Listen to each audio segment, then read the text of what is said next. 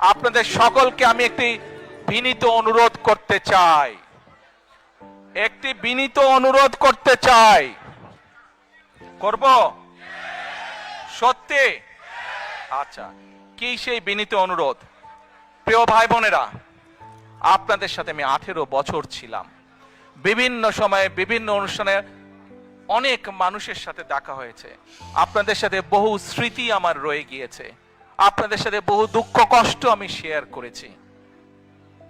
আপনারা বিভিন্ন সময়, আমার বক্তব্যের শুরুতেই বলেছি, যুক্তরাজ্য সহ বিভিন্ন দেশের প্রবাসী, বিশেষ করে যারা জাতীয়তাবাদী, বাংলাদেশি জাতীয়তাবাদের রাজনীতিতে বিশ্বাস করেন, আপনারা বহু মানুষ বিভিন্ন সময় আমার পরিবারের দলের বিপদের সময় আমাকে মানসিকভাবে সাহস দিয়েছেন, সহযোগিতা করেছেন, সমর্থন জুগিয়েছেন।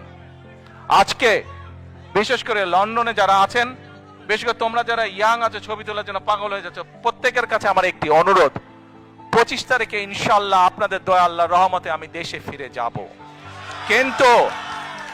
কিন্তু এখানে উপস্থিত, এই ঘরে উপস্থিত প্রত্যেকটি মানুষের কাছে আমার অনুরোধ, দয়া করে কেউ আপনারা এয়ারপোর্টে সেদিন যাবেন না। দয়া করে কেউ আপনারা এয়ারপোর্টে যাবেন না আপনারা। কারণ এয়ারপোর্টে গেলে একটি হট্টগোল তৈরি হবে এবং মানুষ জানবে যে এরা সব বাংলাদেশি, এবং দেশের সুনাম নষ্ট হবে, দলের সুনাম নষ্ট হবে।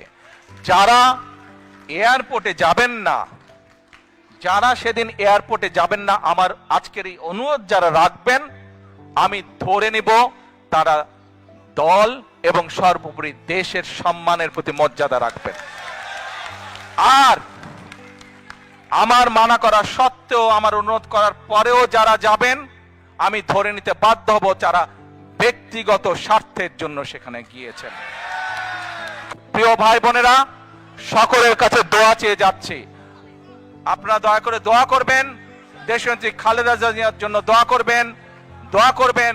আপনাদের সামনে যে পরিকল্পনা তুলে ধরেছি, আল্লাহ যাতে আমাকে তৌফিক দেন দেশ এবং দেশের মানুষের জন্য সেই কাজগুলো যাতে সম্পূর্ণ করতে পারি।